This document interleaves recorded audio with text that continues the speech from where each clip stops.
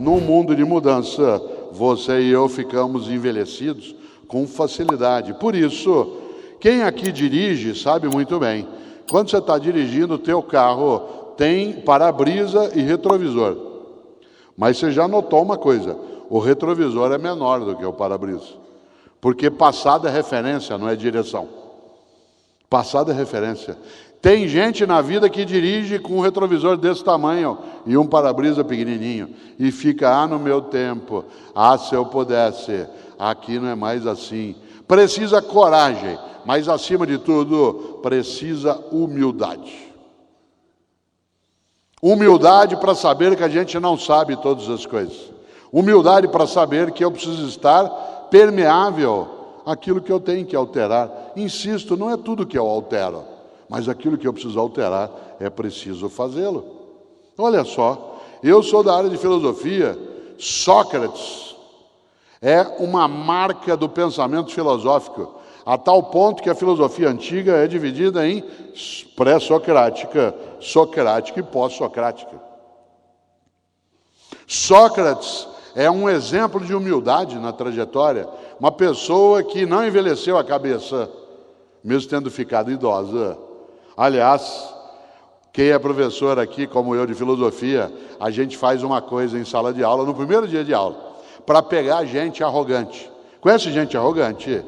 Gente arrogante é gente que acha que já sabe, que já conhece tudo, que não precisa mais aprender. É aquela pessoa que tudo que você fala, ela já viu. Você fala de uma cidade, ela já foi. Você conta de um filme, ela já assistiu.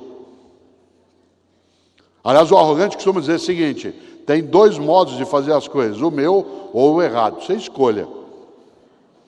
Tem gente que é arrogante. Sabe como é que a gente faz sala de aula para pegar gente arrogante?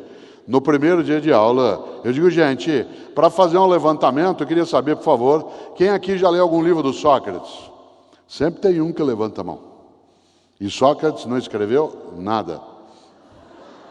Não existe nenhum livro do Sócrates. Tudo que Sócrates disse está registrado por Platão nos livros do Platão, especialmente nos diálogos. Não há nada do Sócrates. Nessa hora eu posso fazer uma coisa com aquele menino e não perder a oportunidade de pisar nele.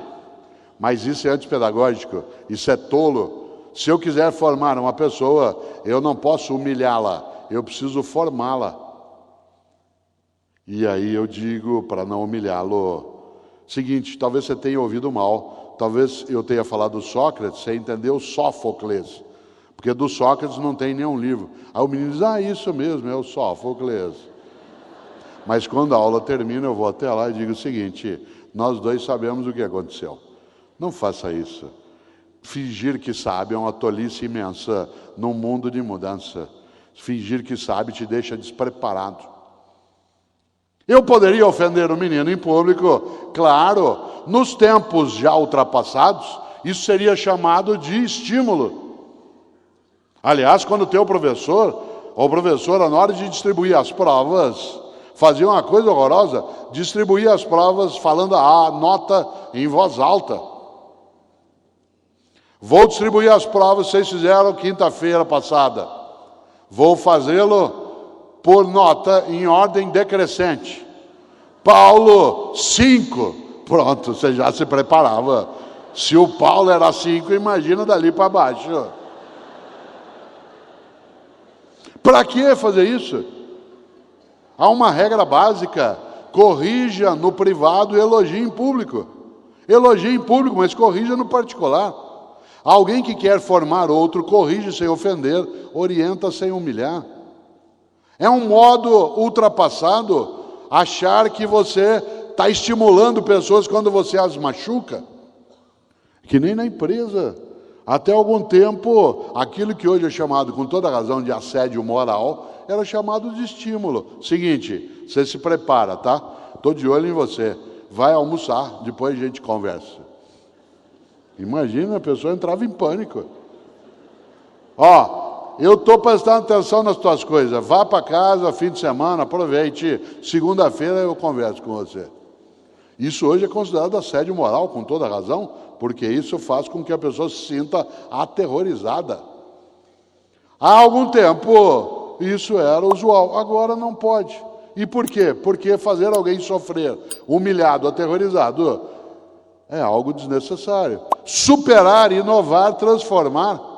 A sorte segue a coragem.